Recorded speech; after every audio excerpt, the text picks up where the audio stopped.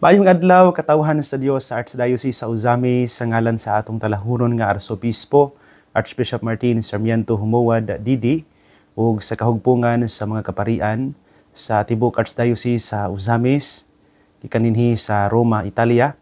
Kini nausab si Father Jesse nangga maghatod kaninyo sa pamalandong karong adlaw. Adlaw karon nga Sabado, sulod sa ikakatluag duha nga semana sa ordinaryong panahon diha sa kalendaryo sa atong simbahan. Nobyembre 18, 2023. Ang ebanghelyo nga atong pamalandungan karong adlaw mga igsuon, atong kutluon gikan sa ebanghelyo sumala ni San Lucas. Unya gisugilo ni Jesus kining sambingaya aron pagtudlo nga kinahanglan sila magampo ug dili gayud nila wad-on ang paglaom. Sa usa ka lungsod, dihay usa ka huwes nga walay kahadlok sa Dios ni pagtahod sa mga tao. Ug may usa ka byuda ni adtong lungsura nga nagbalik-balik pag-adto kaniya aron paghangyo nga panalipdan ang iyang katungod. Nagkanayon siya, "Tabangi in taon ako batok sa akong kaatbang. Sulod sa taas nga panahon ang maghuhukom ni dumili pagtabang. Apan sa katapusan miingon siya sa iyang kaugalingon, bisan tuod wala ako'y kahadlok sa Dios ni pagtahod sa mga tao. Apan tungod kay nagsamok kanako kining maong byuda, paningkamutan ko nga kapanalipdan ang iyang katungod. Kay kung dili ko kinibuhaton, magsigi siyag balik-balik hangtod nga kaubsan ako pailob. Og mipadayon ang Ginoo. Pamatian ninyo ang gisulti ni adtong daotang huwes. Karon, dili ba ang Dios maghukom dapig sa iyang kaugalingong katawhan nga nagpakitabang kaniya sa adlaw ug sa gabii? Maglangan ba siya sa pagtabang kanila? Sultihan ko kamo nga maghukom siya dapig kanila ug dalion niya ang pagbuhat niini. Apan makakaplag ba kaha ug pagtuo ang anak sa tao dinhi sa kalibutan sa iya unyang pag-abot." Nga igsuon ang ebanghelyo sa Ginoo. Daygon ikaw, o Kristo. Mga igsoon ko ni Kristo, maayong buntag pag-usab kaninyong tanan. Niapata sa Roma tungod sa itong pag-apil no, sa 15-day Marian pilgrimage ng kauban sa mga kaparian sa Archdiocese sa Ozamis upan sa atong talahorong Arsobispo o pipila ka mga laiko no, sa gikan sa tibuok Archdiocese sa Ozamis. Itong Huwebes dito mi sa daghan kay nga mga site no sa simbahan no, sa St. Mary Major, sa Basilica ni San Juan sa Litran, dool sa Basilica ni San Juan sa Litran, mao ang kining hagdanan nga balaan no, Scala Sancta ang tawag sa tinulungan nga Italian. Nya kini mao nga hagdanan mga igsoon is believed to be miraculous no, balaan nga hagdanan. O dito ko no, taghan nga mga tao ang dito sad, dili ra kami mga taga Ozamis. Nya sama sa giingon sa tour guide, for prayers to be answered, you have to walk while kneeling, no? Gikan sa hagdanan paingon sa taas.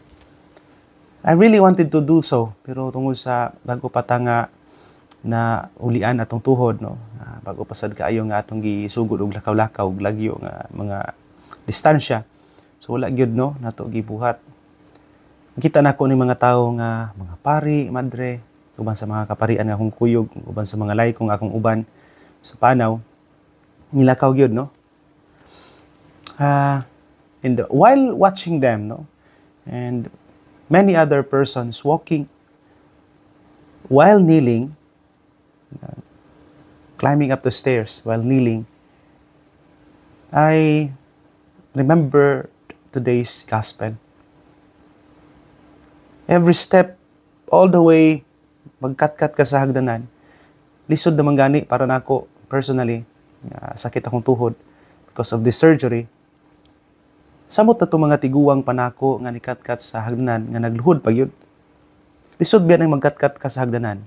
Every step all the way up, each step somehow magkalisod, no? Magkasakit ang imong tuhod, magdugang sa sakit, ang pressure sa imong tuhod, labi na sa hagdanan, no?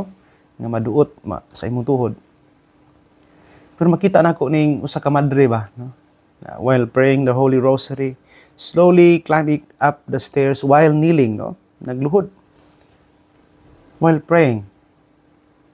I remembered again, balik ko na ko, the gospel today of praying without losing hope.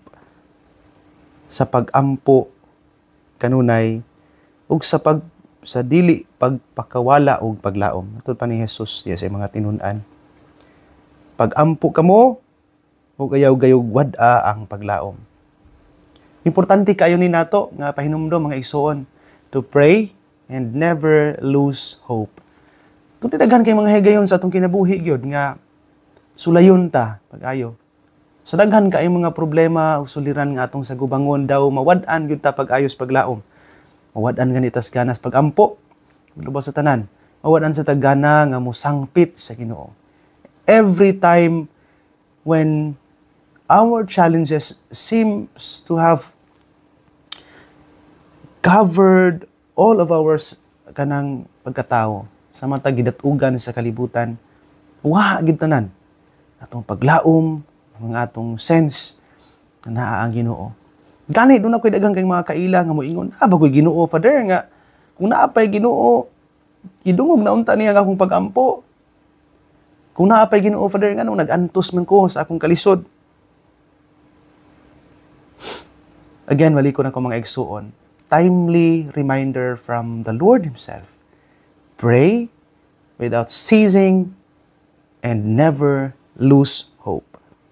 Pag-ampo sa kanunay, ug ayaw-gayod wad-a ang paglaom. Dunay tulo ka importante ug mahinungdanon kaayo nga pahinumdom kining maong mga pulong ni Jesus mga igsuon. Una, si Jesus nagsulti nato nga sa ato diyang pag-ampo, especially when we never kanang lose hope, and when we pray without kanang ceasing, kanang pag-ampo sa kanunay, pagpangayo kanunay sa grasya sa Ginoo. Dunggon atong mga pag-ampo when we pray. However, the response of God to our prayer is, ako na nasulti sa usas akong mga pamalandong, is not actually the way we kanang anticipate it, no? Na may plano ginang Ginoo nato para nato. So ang tubag sa Ginoo sa atong mga pag-ampo, dili makadepende sa atong gusto. Dili makadepende sa kung unsay naa sa atong plano. After all, the Lord's plans for us are better than our plans for ourselves, no? Mas maayo gyud ang plano sa Ginoo para nato kaysa sa atong mga plano para sa atong kaugalingon. So when we pray, again balik ko nako, God hears our prayer. And He answers our prayer. But how do He answer our prayers? How does He answer our prayers? He answers it through His own ways. Nya saligan gyud na nato. Diha tang dapita dili magpakawa sa paglaom nga ang Dios sa atong mga pag-ampo naminaw ug nagtubag niini sa paagi nga labing katingalahan. Ikaduha, dini usab niining ebanghelyo mga igsuon, at gipahinumdom ta sa Ginoo, the more we pray to Him, the more we become closer and become like Him. Diya sa pag-ampo, labitang mahimong suod ug mahimong sama niya. Dunay usa ka mahinungdanon kay pangutana, usa ka atheist ngadto sa usa ka Christian preacher, ingon siya, nganong kinahanglan pa matang mag-ampo sa Ginoo kung kahibalo naman isa sa atong mga pag-ampo? Actually, the point of our prayers is not so much about God. Dili ni kay mag-ampo ta aron nga ang Ginoo makahibaw sa atong mga pag-ampo. Mag-ampo ta aron nga ang Ginoo mas mopasabot nato sa kung unsay mas makaayo nato. So in prayer, it is so much more of us becoming like God, knowing the plans of God for us, knowing to discern what's God's will for us, no? Diya sa pagampo mahimo tang sama sa Ginoo ug mahimo tang suod kaayo sa Ginoo. Mao bitaw ni diya sa ebanghelyo kining huwis nga dautan ni tabang nining byuda ngano man tungod kay seemingly all the time nga nagbalik-balik kining byuda, mas nakaila siya og nakasabot ni ining byuda kining huwis, no? And in knowing, the judge was able to discern fully nga gikinahanglan gyud inyang tabangan kining maong byuda. So while patiently waiting and hoping for the Lord's answer to our prayers, kanunay lang, ampo lang, padayon lang, samtang nagpaabot ta patiently, God is changing us, no? Into becoming more like Him, into becoming able, into being able to understand and discern well His will for us. Iyang kabubuton para nato. So, samtang mo padayon ta, dili mawadag paglaom, diha din ang dapita nga bag-uhon sad sa Ginoo nga atong mga kasing-kasing ug himuong pas-andam para sa grasya nga iyang gi-andam alang nato. Ikatulo, mga igsuon, gi-emphasize po sa Ginoo dinhi sa ebanghelyo the necessity to pray always and not becoming weary. Dili mo wa sa paglaom. Nganuman, kini tungod kay bisan unsa ka bug-at sa atong mga problema, mga igsuon, bisan unsa kadaghan sa atong mga suliran tininining kinabuhia, na ay Ginoo, na ay sulbad sa atong tagsa-tagsa ka mga gipas-an. I tell you, ang akong tuhod, nabalakag yung ko kaayo ani, no? So wala pa ang pilgrimage. I was, ganang naoperahan ko niadtong September 9, right after the birthday, celebration of the birthday of the Blessed Virgin Mary. And after 1 month, October 9, went back to the doctor, and the doctor was really telling me, okay na Father, makalakaw rin ka. Nya, ang pilgrimage biha kay magsugod og November 15, no? Yung biyahe migikan sa Uzamis to Manila by 13. So 2 months ra gyud, no? 2 months ra gyud. Napay sakit akong tuhod, no? Pero ano ba no nga nakaya nako ni no nga baktas katulang Huwebes, grabe kataas among gibaktas kanang naglingkod ko sa bus mga alas 7 sa gabi dito sa dinhi sa Roma. Mga alas 2 kadlaw na diha sa Pilipinas. Pag naog na ko sa bus, grabe kaluyas akong tuhod yun nga nipiti. Nagkuha na gisa, murag nagpiti na siya. Pero anang biyahe, galakaw pamigi kan sa mga simbahan. Kaya nagmisa pa mi sa simbahan sa Mother of Perpetual Help, no? Sa mga Redentorista. Okay ra, no? Kaya kayo. Ano man to? Tungod kay para nako. Tunay milagro gining Ginoo nga iyang ipa sinati nimo. Basta dili lang ka muhunaw sa pag-ampog pagbangayo sa iyang grasya, ug dili mawad-an sa paglaom. So balik ko nako, despite the many things that bothers us, despite the many burdens nga nag-clutter sa ato ang mga kasing-kasing o kinabuhi, remember to trust and have faith in Him and pray and call to Him, to God. Naara siya.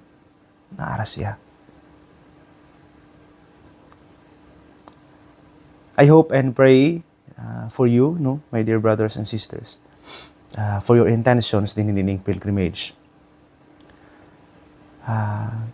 Feel free, no, to message me if you like, no, aron ma-appeal nato sa mga intentions sa among mga misa, sa mga pag-ampo, personal natong pag-ampo din pilgrimage, ang inyong mga intentions.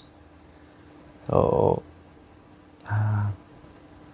maybe kanang akong pag-ampo magpahinumdum ninyo nga naay Ginoo nga nagahulat nga mangayo ta niya sa grasya nga atong gikinahanglan. Naay Ginoo nga nagpaabot nga kita mutawag sa kanunay. Naay Ginoo nga andam mo bag-o sa atong mga kasing-kasing. Aron ang atong mga kasing-kasing andam sa grasya nga atong gipangayo. Kung gusto niyang ihatag ani nato. Akong balikon ang giingon ni Jesus sa ebanghelyo. Pag-ampo sa kanunay ug ayaw-gayod wad-a ang paglaom. Hinaot pa unta. Mga igsuon ko di ani Kristo dinhi na lang kukutob Sa dili pa nako tapuson kining pamalandong, tuguti una ka sa pagtunol sa akong greetings kaninyong tanan nga nagsulod nining atong programa. Labi na gyud ninyo nga nagpaabot nining programa bisan ko ni ata sa laing dapit no sa kalibutan. Salamat kayo sa inyong kanunay nga pagsunod nato nining programa. Salamat sa inyong kanunayong tabang ug suporta alang nato no inyong pagampo alang ni safety nining maong pilgrimage. Salamat kayo.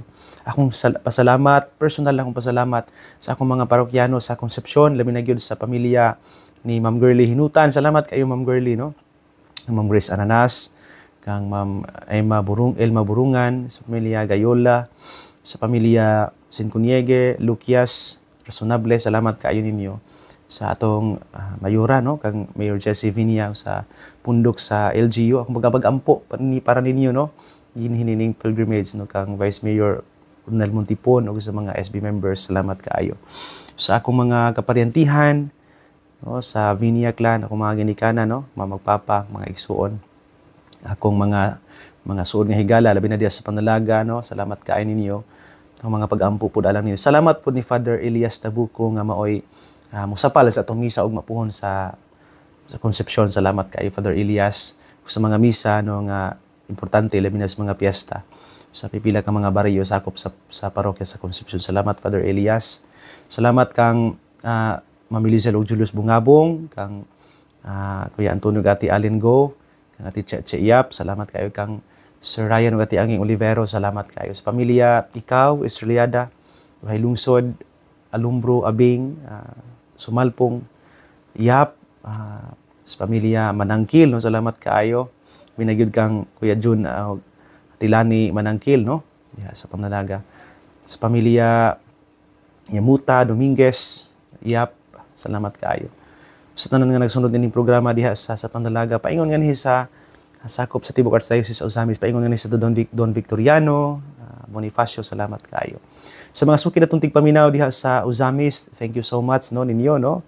Salamat kaayo kang Sir Alan Ma'am Cristo Bitania, kang Sir Dado Ma'am Benny Canunio, kang Tatay Bayan ng Rafael Estosi and family, sa pamilya Perez, no? Kang Dr. Lady Goyo Aldrin Perez and family, kang Nanay Helen Novo and family, kang Rodel ug Emma Alamilio and family, kang Nanay Ansi Sapero, sa pamilya Kong, sa pamilya Baran, no? Salamat kayo sa pamilya Paridudong Tumataw and family, kang Pari Ramil Uringot and family, sa pamilya Takan, de Los Santos, Medes Caruso, labi na gid kang Nanay Sario, Nanay Gloria, Nanay Lourdes, sa pamilya ni Kapitan Winyal Asok, kang Ma'am Emma Filipino and family, kang Ma'am Marisok Sundambua and family, kang Nanay Dora Liagas and family, kang board member Emmy Lahay-Lahay and family, sa pamilya Lahay-Lahay, no? Kang Ma'am Josie Lahay-Lahay, Ma'am Juday Lahay-Lahay, salamat kaayo ninyo, no? Sa pamilya Auman, Hermoso, salamat kayo. Ang Ma'am Marceline Primasio and family, kang Ma'am Rosevilla Galimpusan and family. Sa pamilya Lausa, no? Kang Primitivo Elena Lausa. Kang Ma'am Nida Munoz and family, salamat kayo. Kang Ma'am Emma Tuba and family. Kang Kuya Richard Bation and family. Sa pamilya Bahian, Amparado, Johnson, Magcabio, Villan, salamat kayo. Sa pamilya ni Nene Rosie Maghanoy, kang Alvaro Caniete and family. Kang Parijul Marsiga and family. Kang Kuya Sanig Ati Marites Waminal, salamat. Kang Nanay Grace Ann Pang-an, Ma'am Janice Sinilong, kang Ma'am Evelyn Di Gracia, Ma'am Evelyn Parides, kang Don Miguel o Nerisa Nunez, no, sa Clarin, no. Kang Marifeg Julian Ladion, kang Nanay Waning, Delma Gadela Bacod, kang Ma'am Gabriela Acailar, Ma'am Erin Palagan, salamat kaayo. Kang diha sa Panao, no, sa pamilya Kos, good morning, no. Sa mga nagsunod ining programa, ikan sa mga nagadaiyang dapit, no, diha pinagi sa YouTube o sa Facebook. Daghan kayong salamat ninyo no sa inyong kanunay nga pagsunod ining programa. Sa tanan nga nagsunod kanato, no, kanilang tanan daghan kayong salamat. Dinhi na lang kukutob mga igsuon. Ayog kalimot ang pulong sa Dios ang ayan gayud nga pamation, pamalandungan, paningkamutan nga mapuy-an. Pulahan ang tawo nga naningkamot magpuyo sa pulong ni Jesus. Sama siya sa kakahoy nga gitanom daplin sa sapa, kansang mga dahon, bisan kunting init, dili gayud malaya.